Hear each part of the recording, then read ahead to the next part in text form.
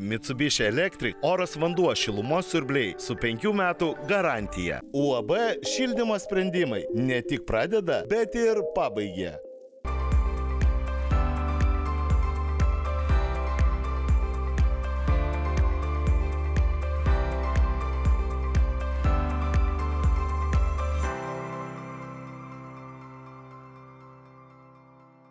Labas rytas, su jumis sveikinasi laida Statybų gidas. Pirmas mūsų laidos reportažas, galima sakyti, pagal mūsų žiūrovų laiškus, jų klausimus ir jų pageidavimus. Kas yra ta mistinė, o šiaip jau kasdienybė tapus indeksacija? Naujas žodis, naujas terminas ir daugam aktuali savoka, kuri atsirado pastarųjų metų nekilnojamojo turto ir statybos ir pirkimo pardavimo sutartyse. Paklausykite ekspertų nuomonę apie tai. Turbūt kiekvienas mūsų būstą norėtų nusipirkti kuo pigiau. Visai nesvarbu, kad ta savoka kuo pigiau kiekvienu atveju yra labai individuali. Butas iš brėžinių, kol statybos dar nėra prasidėjusios, vienas iš variantų. Pirmi pirkėjai moka mažiausiai. Gal kai kurie jų sutinka ir gali palaukti, kol namas bus pastatytas. Bet statybos ne visada vyksta pagal planuotą grafiką, dėja. O kai jos užsitęsia, labai gali būti, kad pardavėjas pasakys: žiūrėk, viskas pabrango, reikia peržiūrėti mūsų susitarimą, o kainą indeksuoti. Įsivaizduokim, kas yra buto arba namo, nežinau, pirkėjas, jeigu jis perka iš vystytojo ir iš to minėto brėžinuko, kai dar to objekto net nėra, ar ne, jis tik planuose yra. Tai įsivaizduokim, jeigu pirkėjas yra odontologas, tai iš kur jam dabar žinot, kaip ten, iš ko jisai bus tas pastatas pastatytas, jam, ta prasme, čia yra per daug klausimų ir jam ten gilintis, jis netgi jeigu ir gautų dokumentus, jisai nesuprastų. Tai čia toks vienas aspektas. Sakyčiau, kad gal vystytojų tikrai yra įvairių, ne visi tokias indeksavimo tokias sutartis duoda savo klientams. Tikrai žinau tokių vystytojų, kurie specialiai fiksuoja sumą kaip saldainį pirkėjui, jog va, žiūrėk, va šiandien mes tau duodam išskirtinę galimybę nusipirkti būstą va, už tokią fiksuotą sumą, be pabrangimo, nesvarbu, kiek ta indeksacija gali ateityje būti. Bet statytojas įsipareigoja per, tarkim, ten metus ar 2 pastatyti tą pastatą. Tai manau, kad visokių yra tų vystytojų. Aišku, yra ir nesąžiningų vystytojų. Tai vis tik tais reikėtų pasidomėti, su kokiu jūs vystytojus, kokiu pardavėjų susidurėt. Bet matot, iš ko tas indeksavimas iš jūs yra atsiradęs. Tai anksčiau to indeksavimo sutartyse kaip ir nebūdavo niekur, jos yra atsiradę maždaug 2 metai atgal dėl tų atsiradusių statybinių kainų šuolių. Pirmiausiai indeksaciją sutartyse pradėjo taikyti valstybinis pirkėjas, tai yra valstybė, nes rangovai susidūrė su ta pačia problema, kad tarkim jie prieš kokius 5 metus ar net ten pasirašė sutartį su valstybė, kad pastatys objektą X už sumą Y ir atėjo tas toks nestabilus laikotarpis ir jie nebesugeba pastatyti už tą pačią sumą, nes jie tiesiog nebeįperka medžiagų. Pradėjo spaust perkančiąsias organizacijas, kad jie kažkaip tai indeksuotų vis tik tais, kažkaip sureguliuotų tą kainos padidėjimą ir dabartinėse ir jau valstybinėse sutartyse rangos jau yra atsiradę tas kainų indeksavimas, perskaičiavimas. Bet valstybinis kainų perskaičiavimas skiriasi nuo privataus kainų perskaičiavimo. Ir kuo jisai skiriasi? Tuom, kad valstybinis kainų perskaičiavimas yra atliekamas vadovaujantis statistikos departamentų duomenimis. Tai statistikos departamentas veda ten tokį statybos kainos indeksą, jį matuoja ir valstybinis pirkėjas, ligoninė ar savivaldybė, nesvarbu kas, jie numato galimybę kainą indeksuoti, bet būtent pagal šitą rodiklį. Vieną iš jų. Ten yra keletas dalykų, bet kad lengviau suprasti, tai yra tiesiog pagal statistikos duomenys. Kai prieš 2 metus Rusija pradėjo karą prieš Ukrainą, statybų rinką supurtė turbūt dar stipresnis tsunamis nei COVID-19 pandemija. Ir būtent tada indeksavimas tapo įprastų terminų rangos darbų sutartyse, kurias sudaro privatininkai, pavyzdžiui, nekilnojamojo turto projektų vystytojai, paprasčiau tariant, naujos statybos butų ar namų pardavėjai ir konkretūs pirkėjai, tokie kaip kiekvienas iš mūsų. iki tol niekas praktiškai preliminariuose sutartyse net nerašydavo apie jokią indeksaciją, nes tai ir buvo esmė, ar ne? Vienas pasirašo preliminarę, pardavėjas tikėdamas, kad taip, aš jų pirkėją turiu ir jis tikrai nupirks tą objektą, o pirkėjas pasirašo, kad žinodamas, kad taip, aš tą objektą nupirksiu ir žinau, kad sumokėsiu būtent tokią kainą, kuri aptarta. Prasidėjus tam karui, ar ne, taigi sukilo medžiagos statybinės, apskritai jų trūkumas atsirado, sukilo statybos rangos darbai, medžiagos sukilo ir vystytojai atsidūrė iš tikrųjų keblioj padėty, nes jie kaip ir turi įvykdyti objektus senom kainom. Ir atsirado rizika, arba jie išgyvens, neišgyvens, na, įvairiai laviruoja, vieniem buvo sunkiau, kitiem lengviau, bet visus tai pamokė ir dabar visi į sutartis įtraukia vadinamą indeksavimą ir kitokį pakeitimą. Tai yra, iš esmės, tu pasirašai tą sutartį preliminarį, bet tu nesi garantuotas, jeigu yra tokia sutarties sąlygos, kad tu tikrai už tą ir nusipirksi, nes ten būna jau dabar pridėta N punktelių, kuriais remiantis užsakovas arba vystytojas gali padidinti sutarties kainą, todėl kad ne dėl nuo jo priklausančio aplinkybių. Tai medžiagos, tai rangos darbai, tai transporto darbai, paslaugos, viskas sukilo. Tai ir preliminari sutartis gali būti nieko verta, nes gyvenimas pasikeitė dėl aplinkybių, kurių buvo neįmanoma numatyti. O jeigu jūs, potencialus pirkėjas, savo gyvenimo finansus ir banko paskolą jau susiplanavote pradiniai pirkinio sumai, ką daryti? Nepasirašyk sutarties. Čia ir yra visa esmė vėlgi, kadangi sutartį šalis pasirašo laisva valia. Ar ne? Tokia yra konstanta, ne? Viskas tvarkoja. Tai reiškia, viskas yra aptariama sutartyje, sutarties sąlygos. Anksčiau jų nebūdavo, dabar tokios atsirado. Reiškia, tu arba keiti tą sąlygą, arba nepasirašai sutarties, jeigu jinai nepakeičiama pagal tai, kaip tu nori. Ir tada tu arba prisiemi riziką, arba neprisiemi. Dažniausia, kaip būtų gaila, vis dar žmonės pas mus prisiema riziką, tikėdamėsi geriausio. Todėl jie drąsiai pasirašo, sumoka avansą tą vadinamą arba depozitą, kurio vėliau greičiausiai ir sunkiai atgauti, nes būna įsiskaitomas kaip bauda, ten kokį 10 ar 5% nuo turto kainos ir negana to, negauna paskolos paskui iš banko ir ta bauda lieka ten ir atgauti jos negali. Naujo avanso jau sumokėti nebeturi iš ko, o paskolos iš banko irgi nebegauni. Bet niekasgi neverčia pasirašyti sutarties, ar ne?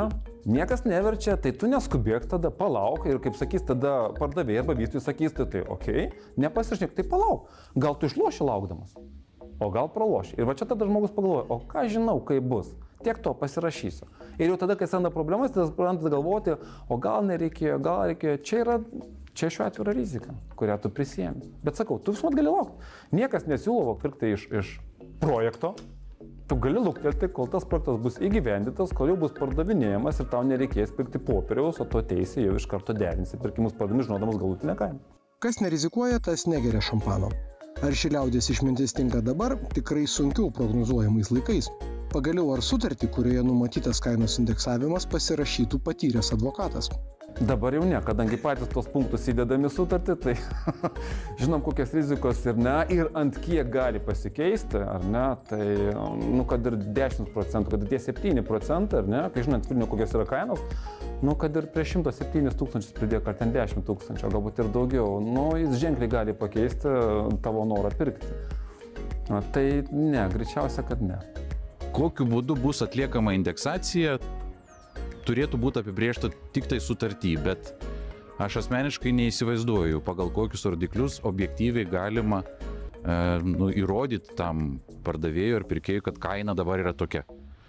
Sakyčiau, labai sudėtingas atvejis, tiek pardavėjas, tiek pirkėjas turėtų labai puikiai išmanyti statybos kainodarą ir, kaip sakyt, kalbėti lygų su lygiu. Bet jeigu statytojas yra tas, kuris išmano, ar ne, o pirkėjas yra tas, kuris neišmano tos srities, tai jis tiesiog gali būti apgautas. Yra žmonių, kurie nori būti sąžiningi ir yra žmonių, kurie nori apgauti. Tai mes niekad turbūt taip iš pirmo susitikimo nesuprasim, kuris tai yra žmogus. Aš kaip pavyzdį galiu duoti, šiais metais turėjęs tokį atvejį labai įdomų, kai vystytojas samdė rangovą. Rangovas buvo smulki įmonė, atlikti turėjo tam tikrus darbus. Ir sumokėjo avansą, viskas tvarkoj, greičiau pradėk dirbti, pradėjo dirbti, padarė praktiškai visus darbus, reikia atsiskaityti, nėra iš ko. Aha, tada ieško tas vystytojas sprendimo, sako, tai gerai, mes tau įkeisim turtą kaip natūrą. Ir tada būsim atsiskaitę. Tas rangovas sako, gerai. Tai atsiunčia sutartį, jis ten matyt greitai kažką permetė akim Ir jau kaip ir ruošęs rašytis tą sutartį, davė man pažiūrėti tą sutartį, tai gerai, kad dar kažkam davė pažiūrėti. Tai įdomiausias dalykas buvo sutartį parašyta taip, kad rangovas ne tik tais, kad negauna to turto natūrą, bet jis dar už tą turtą turi sumokėti rinkos vertę. Tai reiškia, kad jeigu jis būtų pasirašęs, jis būtų 2 kartus sumokėjęs už tą patį turtą. Tai atsakant į klausimą, reikia skaityti sutartį. Reikia skaityti ir nepasitikėti. Čia nieko blogo ne dėl to, kad kažkas nori apgauti, bet tiesiog reikia atidžiai paskaityti, o jeigu jūs teisinės kalbos nelabai suprantat, tai juk šiais laikais teisininką pasikonsultuoti nėra sudėtinga. Mūsų laida nemoralizuos, ar iš principo etiška į sutartį įtraukti kainos indeksavimo galimybę. Jeigu jums toks pasiūlymas netinka, gal kito vystytojo projekte apie indeksavimą nebus nė žodžio. Įsigilinkite į dokumentus, nes visais atvejais kalbame apie jūsų pinigus, kuriuos jūs norite ir galite, o gal norėtumėte ir galėtumėte sumokėti už konkretų pirkinį. Dabar trumpa reklamos pertraukėlė, neperinkite kanalo, mes netrukus vėl susitiksime. Mitsubishi Electric oras vanduo šilumos siurbliai su 5 metų garantija. UAB šildymo sprendimai ne tik pradeda, bet ir pabaigia. Mitsubishi Electric oras vanduo šilumos siurbliai su 5 metų garantija. UAB šildymo sprendimai ne tik pradeda, bet ir pabaigia. Sveiki sugrįžę po reklamos. Čia laida Statybų gidas. Antrą laidos dalį mes pradedame pasakojimu apie tikrai netipinius objektus. Jeigu dažnai kalbame apie maždaug 100-150 kvadratinių metrų namus, tai šį kartą pridėkime vieną nulį ir pakalbėkime apie tai, kas paprastai lieka prabangiuose, nuošaliuose sklypuose ir tie namai verti tikrai kur kas daugiau negu statistinis vidutinis lietuvio statinys. Mūsų laidoje dažniau kalbame apie žemiškesnius projektus, tačiau statistika byloja, kad Lietuvoje perkami ir parduodami ne 1 milijoną eurų kainuojantys namai. Logiška, kad jų plotas tikrai ne 80 ir ne 100 kvadratinių metrų.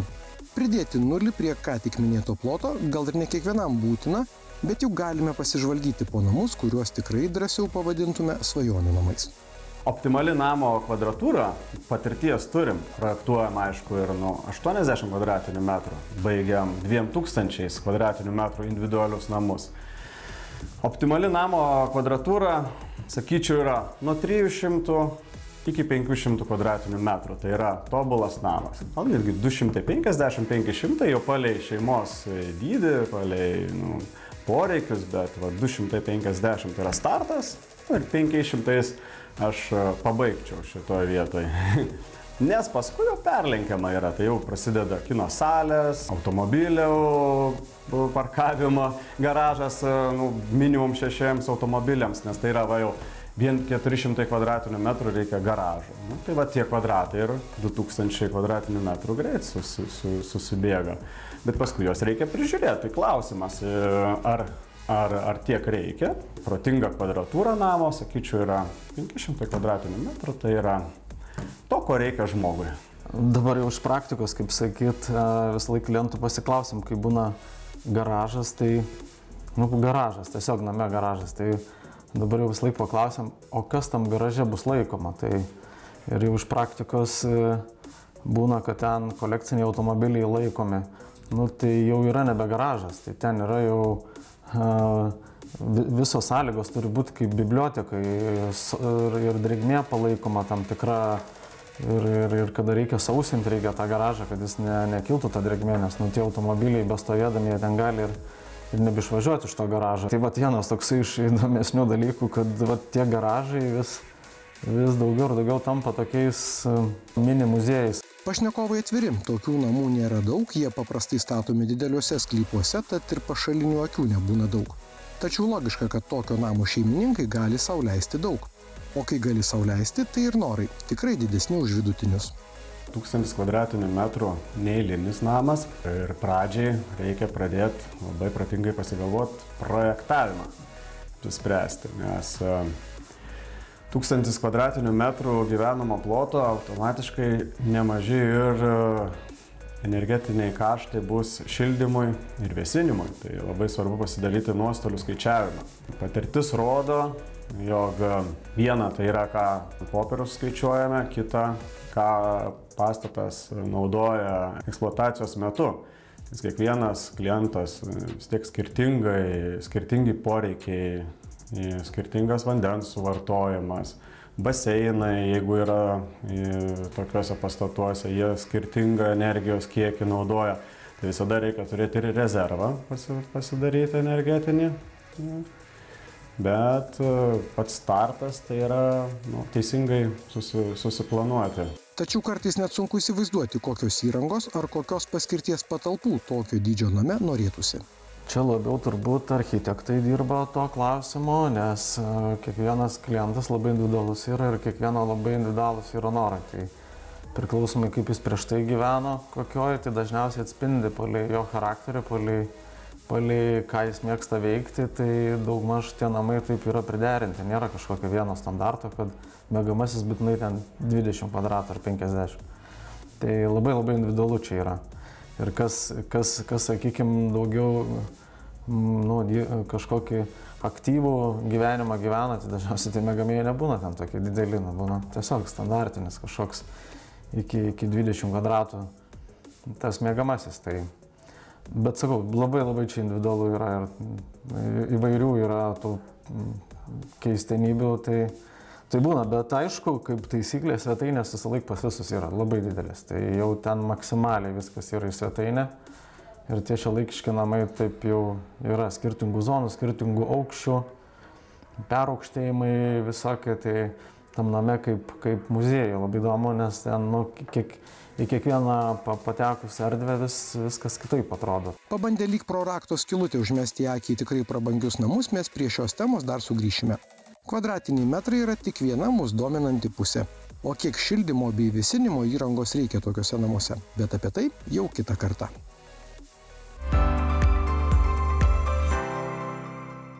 O laidos pabaigoje gero mūsų laidos bičiulio, psichologo, psichoterapeuto Raimundo Aleknos pamąstymai apie tai, kas yra svarbiausia statybose. Statybose finansiniai resursai yra svarbus. Kartais kalbama, kad nebūtina ieškoti ypatingai brangių medžiagų. Esą viską galima įsirengti santykinai nebrangiai. Kur brėžti ribą tarp kokybės ir kainos, tarp madingų bei svarbių ekologinių faktorių ir paprasto atmestinio požiūrio į tai, kur gyvename ir ko kvėpuojame. Ar visada pasirinkimą, kur ir ką pirkti, bei kaip tą nupirktą būstą įrengti, lemia tik finansai?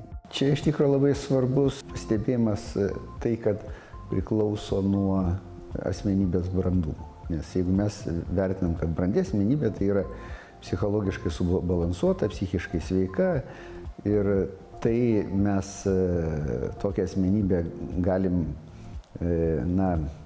vertinti pagal tam tikrus kriterijus, kad tai žmogus suvokiantis realybę, kokia jinai yra, suvokiantis save santykėje su ta realybė ir kai tai realybė keičiasi, jis suvokia tą keitimąsi to santykio su ta realybė. Tai yra žmogus pastoviai esantis dabartyje. Neurotinė asmenybė yra būdinga būti arba praeityje, arba ateityje. Tai kalbant apie būsto pasirinkimą, tai vėlgi žmonės turi tą neurotiškumo laipsnį. Būsto rinkimasis yra tam tikras stresas, o stres sąlygomis net ir pati brandžiausia asmenybė reaguoja, tai regresuoja į tą dar tokią infantiliškesnę būseną ir kitą kartą neišvengia tų visokių svajonių, lūkesčių ir tokio požiūrio, kaip nors. Svarbu, kad dabar viskas pavyko, o paskui jau kaip Dievas duos. Tai žinoma, kad brandi asmenybė jinai įvertina visus tos faktorius, medžiagų kokybę, jų poveikį sveikatai, ne tik tai tavo, bet ir šeimos narim sveikatai.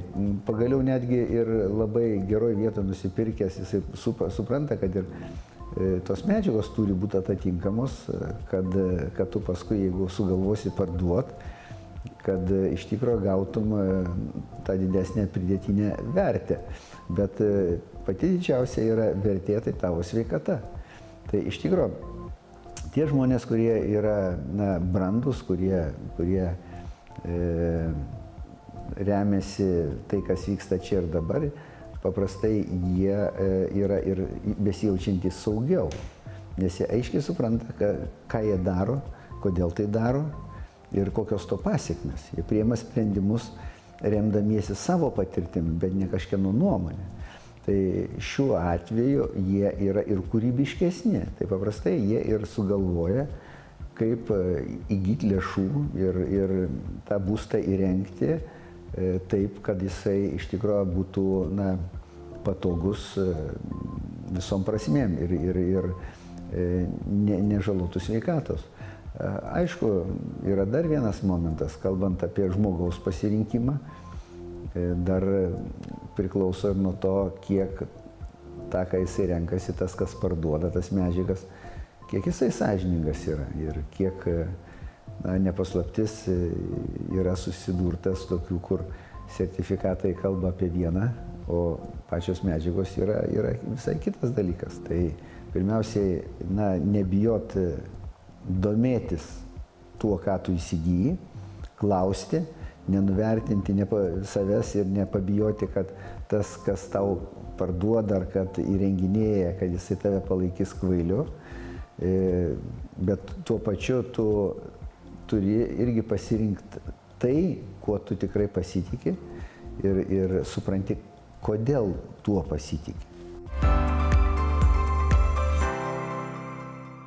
Dėkojame visiems žiūrėjusiems. Jeigu kažką norite pamatyti dar kartą, tai mūsų laidos YouTube paskyroje visi atskiri reportažai, o tv3play.lt platformoje visos statybų gido laidos. Mes susitinkame lygiai po 7 dienų, kitą šeštadienį tokiu pat metu. Likite sveiki.